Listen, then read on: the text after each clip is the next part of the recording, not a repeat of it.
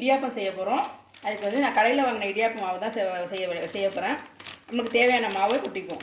நாங்கள் 2 பேருக்கு அளவு இடியாப்பம் மாவுக்கு தேவையான தண்ணியை வந்து வெந்நீரை கொதிக்க வச்சுருக்கேன். அதில் கொஞ்சோண்டு உப்பு, அப்படியே இந்த லேசாக பபுள்ஸ் வரும். ரொம்ப கொதிக்க விட வேண்டாம். லேசாக பபுள்ஸ் வந்ததும் நம்ம எடுத்து இது பண்ணுவோம். காமிக்கிறேன்.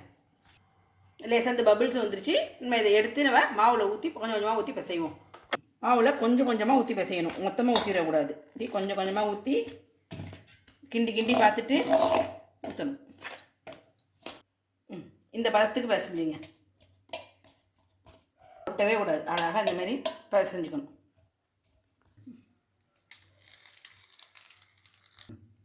மாவை இடியாப்பம் வச்சு இந்த மாதிரி அழகாக புளிஞ்சிடணும்.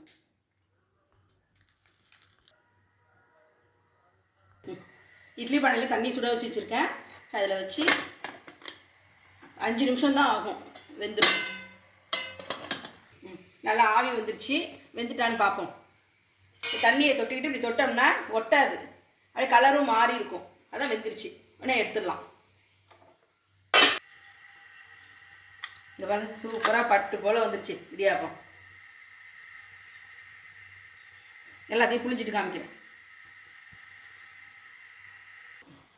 இப்போ இடியாப்பத்தில் வந்து இனிப்பு செய்ய போகிறோம். அதுக்கு இதை உதுத்து வச்சுருக்கேன். இது போல் இதை தேங்காய் போடணும்.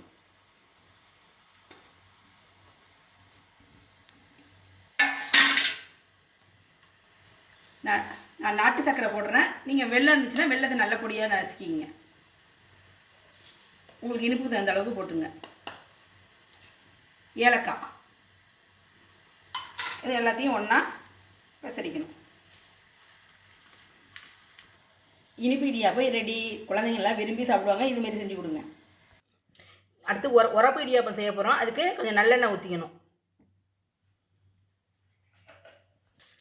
எண்ணெய் காஞ்சிருச்சு. கடுகு, உளுத்தம்பருப்பு,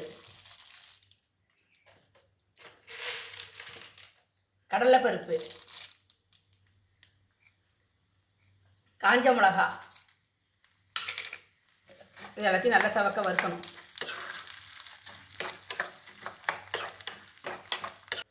நல்லா செவந்துருச்சு. அடுத்தது மஞ்சத்தூள்,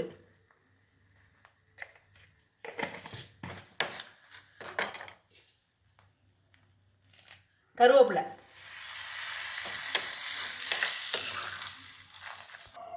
உரப்பு இடிப்பதுக்கு உதுத்து வச்சுருக்கேன். இப்போ இந்த தாளிச்சதை இதில் கொட்டணும்.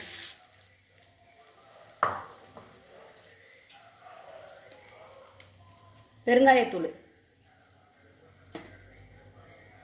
தேவையான அளவு உப்பு,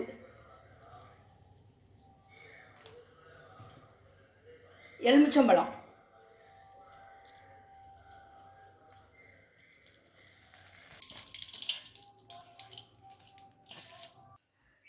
உரப்பு இடியாப்பம் ரெடி. இதுமாரி இடியாப்பம் செஞ்சு பாருங்கள். நல்லா டேஸ்ட்டாக இருக்கும். குழந்தைங்கலேருந்து இப்போ பெரியவங்க வரைக்கும் எல்லாருமே சாப்பிட்லாம்.